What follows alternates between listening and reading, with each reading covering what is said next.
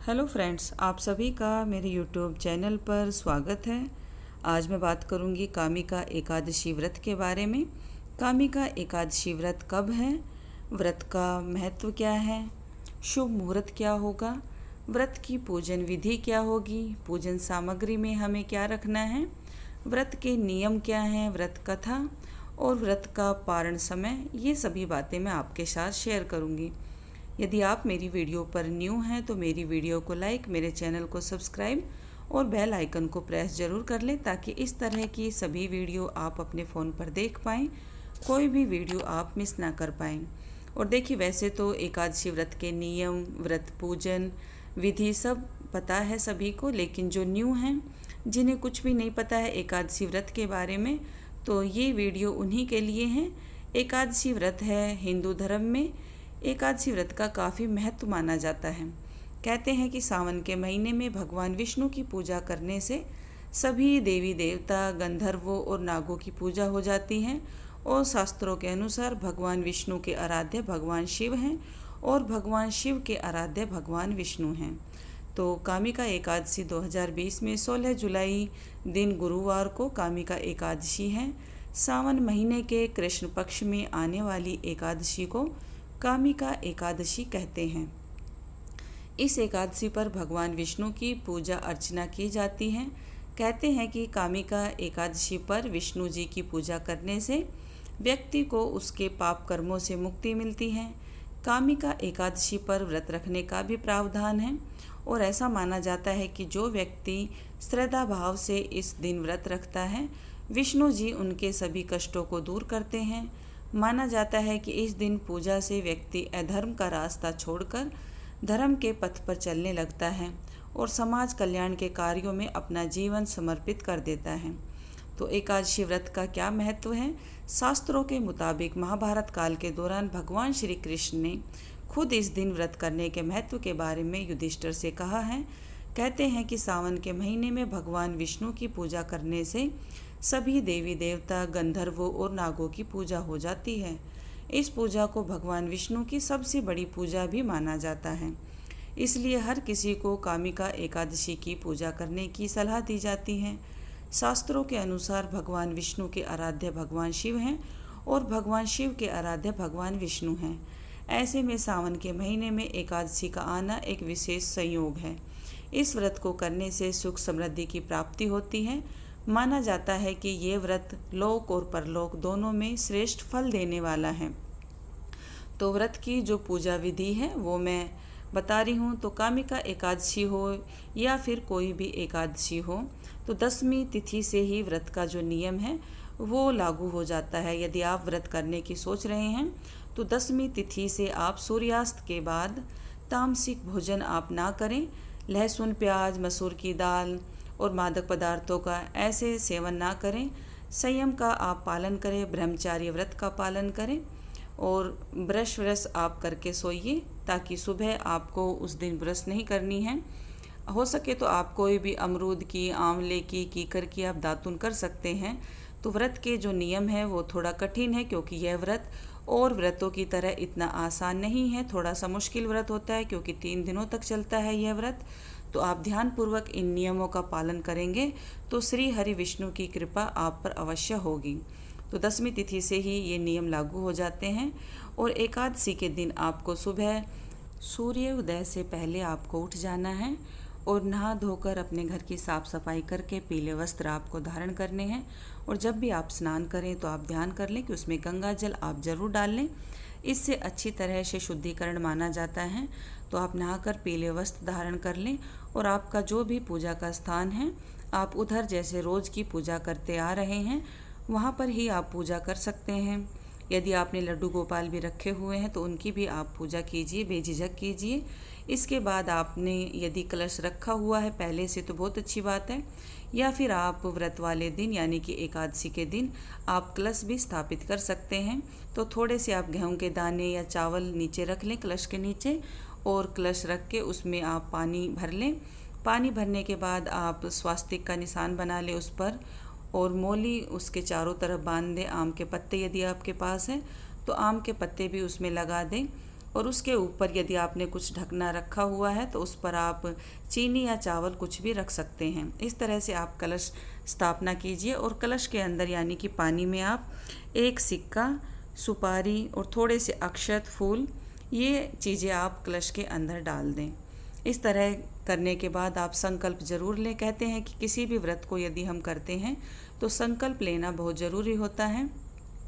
तो आप जब भी संकल्प ले रहे हैं तो थोड़ा सा आप गंगा जल, अक्षत, पुष्प हाथ में लेकर, यदि आपने एकादशी बोली हुई है कि आपको 5 करनी है, 11 करनी है या पूरे वर्ष की एकादशी आपको करनी है, तो आप श्री हरि के सामने यह संकल्प लें, हे विष्णु भगवान, मैं आपके एकादशी व्रत को करने जा रही हूँ, आप मेरे व्रत को स्वीकार करें, इनको पूरा करने की मेरे में शक्ति दें और मेरी मनोकामना है आप बोलकर इस व्रत को पूरा करें और मेरी मनोकामनाओं को आप पूरी करें। इस तरह से आप व्रत का संकल्प लीजिए और पूजन क्रिया को आप प्रारंभ करें। सबसे पहले आपको दीपक प्रज्वलित करना है। तो यदि आपको शुद्ध देसी घी का दीपक मिल जाए तो बहुत अच्छी बात है, या फिर आप तिल के तेल का दीपक भी जला सकते हैं। उसके बाद आपको भोग में यदि आपके पास नैवेद्य है तो आप पूजा में आप नैवेद्य रखिए, फल फूल रखिए, तिल, दूध, पंचामृत, ये सभी आप विष्णु भगवान की पूजा में चढ़ा सकते हैं इस तरह से। और यदि आपने भोग के लिए गुड़ या चने का प्रसाद भी ले रखा है तो वो भी अच्छा है। इसके बाद रोली अक्षत से उनका तिलक कीजिए और अपने आप भी तिलक लगाइए, फूल चढ़ाइए।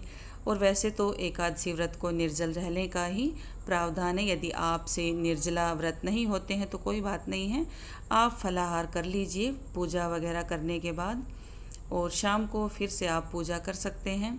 और इस दिन आपको जितना हो सकता है विष्णु भगवान का कोई भी मंत्र यदि आपको आता है, ओम नमो भगवते वासुदेवाय नमः, लक्ष्मी माता का मंत्र आता है, तो ये दोनों मंत्र आप ज़रूर गाएं। और तुलसी दल को आप 10वीं तिथि के दिन ही तोड़कर रख लें, क्योंकि एकादशी के दिन जब आप भगवान को, श्री हरि को भोग लगाओगे तब भी तुलसी दल से ही भोग लगाया जाता है। और जब आप द्वादशी तिथि के दिन आप पारण करोगे तब भी तुलसी दल का प्रयोग ही किया जाता है। कहते हैं कि श्री विष्णु, श्री हरि यदि किसी पूजा पाठ में, यदि भोग में तुलसी दल नहीं होती है तो उस पूजा पाठ को और उस भोग को स्वीकार नहीं करते हैं। तो ऐसा आप ज़रूर ध्यान में रखें। 10वीं तिथि को ही आप तुलसी दल तोड़कर रख लें। और गंगा जल के छींटे आप एकादशी के दिन आप अपने घर में अवश्य लगाएं। इस दिन आप विष्णु सहस्त्र नाम का पाठ भी कर सकते हैं, यह करना काफ़ी उत्तम होता है। और कामिका एकादशी के दिन तुलसी के पत्ते का जो प्रयोग है वो बेहद लाभकारी माना जाता है। तो इस तरह से आप अपनी पूजा कीजिए। पूजा का जो मुहूर्त है वो मैं आपको बता देती हूँ, आप नोट कर लें। एकादशी तिथि की जो शुरुआत है वो 15 जुलाई को रात 10:19 पर शुरू है और एकादशी तिथि की जो समाप्ति है वो 16 जुलाई 11:44 पर वो समाप्त है। और जो पारण का समय होगा यानी कि द्वादशी तिथि के दिन 17 जुलाई सुबह 5:57 से 8:19 तक आप पारण कर सकते हैं। तो देखिए, एकादशी तिथि में व्रत का पारण यदि आप नहीं करते हैं तो उस व्रत का उत्तम फल आपको नहीं मिलता है, और आप व्रत का पारण अवश्य करें। व्रत का आप पारण जब भी कर रहे हैं, आपने जो भी खाना बनाया हुआ है, लहसुन प्याज ना हो उसमें, सुबह कोई खिचड़ी हो या हलवा है या जो भी आपने बनाकर रखा हुआ है उसमें आप तुलसी दल डाल लें और वो आप भगवान को, श्री हरि को भोग लगाकर थोड़ा सा गौ माता के लिए निकाल कर फिर आप कोई भी खाना खा सकते हैं।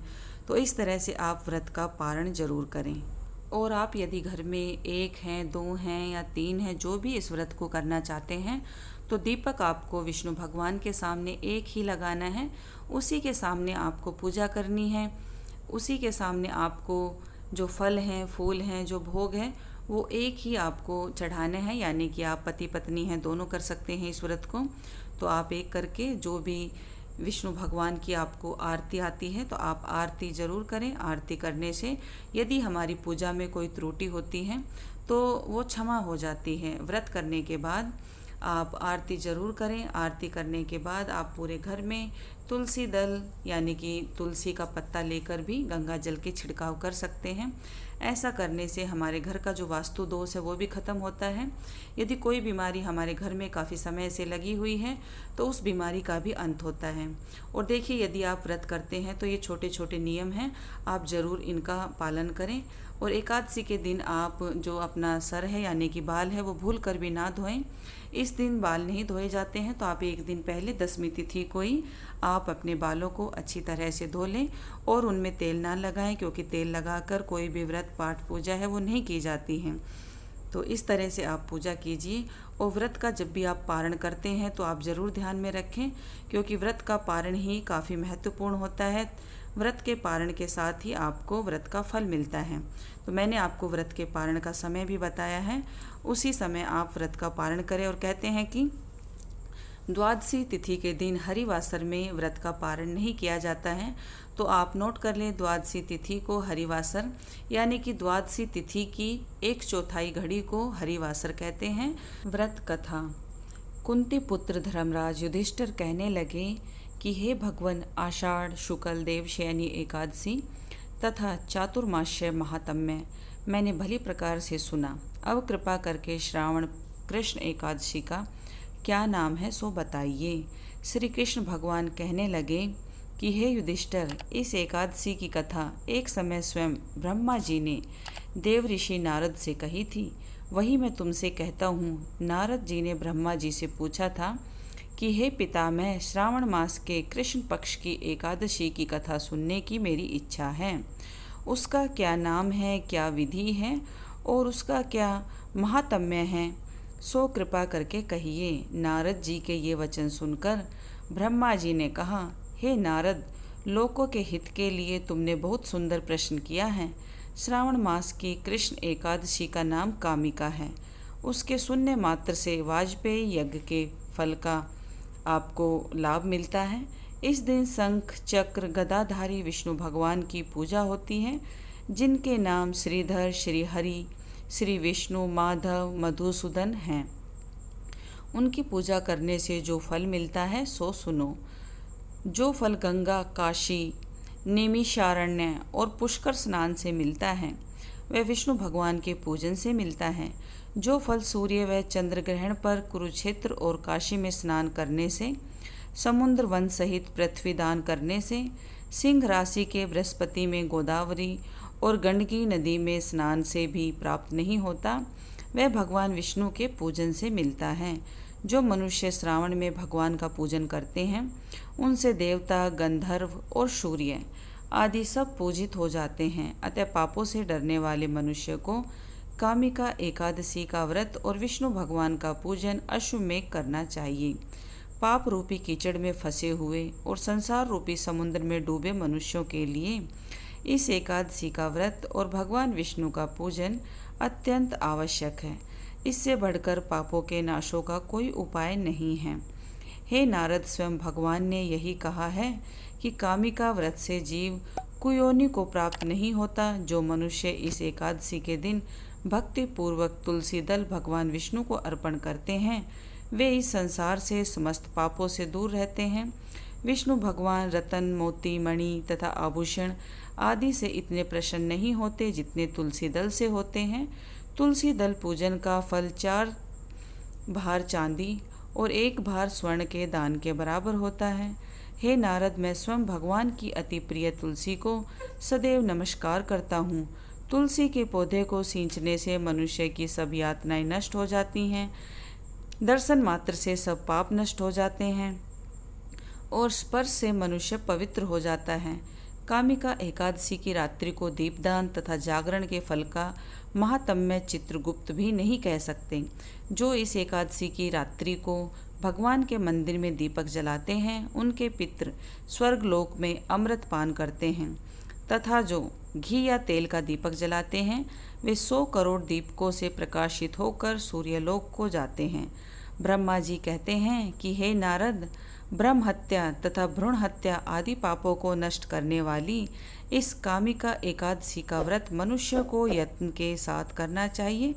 कामिका एकादशी के व्रत का महात्म्य श्रद्धा से सुनने और पढ़ने वाला मनुष्य सभी पापों से मुक्त होकर विष्णु लोक को जाता है। बोलिए विष्णु भगवान की जय।